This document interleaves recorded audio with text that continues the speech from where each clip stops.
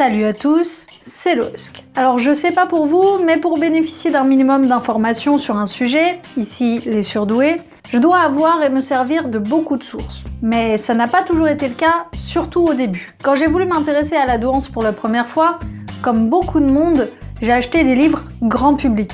Et parmi les premiers que j'ai lus, Je pense trop intelligent pour être heureux, ce genre de livres. Parmi les choses qui m'ont le plus frappé, c'est que les gens qui écrivaient ces livres, sauf erreur de ma part, ne sont pas surdoués. En gros, je me retrouvais dans des descriptions faites par des gens qui savaient de quoi ils parlaient, mais qui ne comprenaient pas, qui ne connaissaient pas leur sujet. Je m'explique. Les psychologues, les conférenciers, les scientifiques, les écrivains, tous ces gens savent et ont appris plein de choses sur le sujet et sont capables de nous les retranscrire. Mais combien, en plus de savoir, connaissent et comprennent réellement les sentiments qu'ils mettent en avant?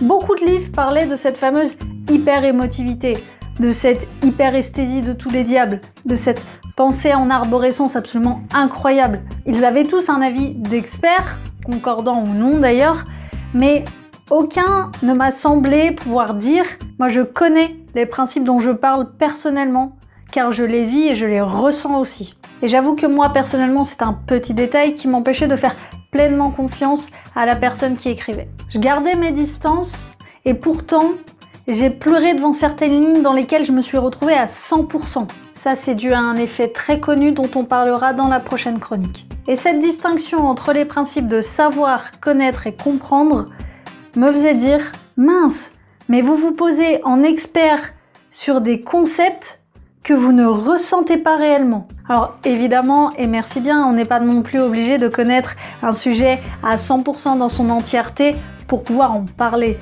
Jusqu'à un certain point et dans certaines limites. Mais j'ai quand même regretté que ce ne soit pas quelqu'un qui soit capable de mettre en avant un concept, mais avec sa façon de le vivre, sa façon de le ressentir, bref, son émotion.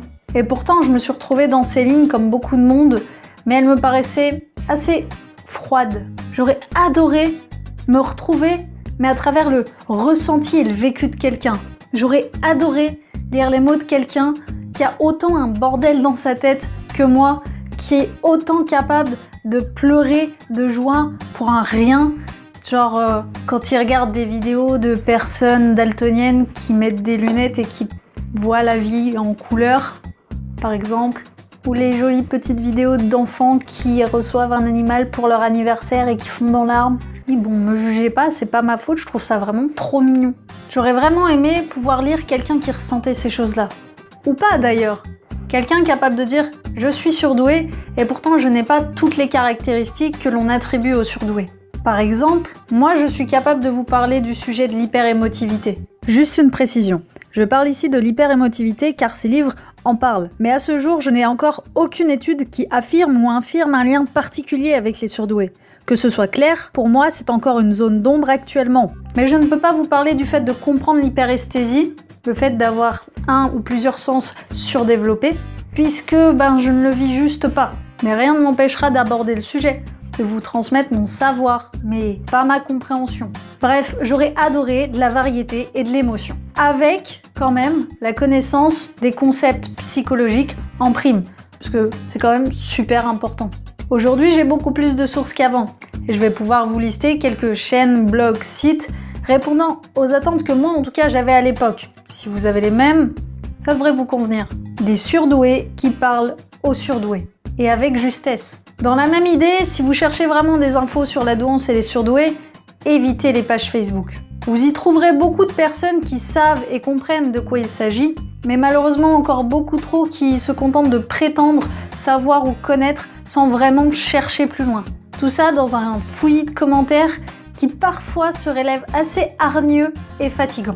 J'espère vraiment que ma liste va pouvoir s'agrandir, notamment grâce à vous. J'espère que vous allez pouvoir rajouter dans les commentaires des liens vers des chaînes YouTube, des blogs, des sites de personnes qui savent, qui comprennent, qui connaissent leur sujet. Parce que ça voudra dire que des gens osent, et ça c'est bien. J'espère pas vous avoir trop perdu dans cette notion de savoir, connaître, comprendre, parce que la nuance est importante. Je vous mets quand même un lien dans la description qui décrit un petit peu le concept. En attendant la prochaine vidéo, moi je vous souhaite à tous une très bonne journée, je vous fais des gros bisous, et ciao, bye!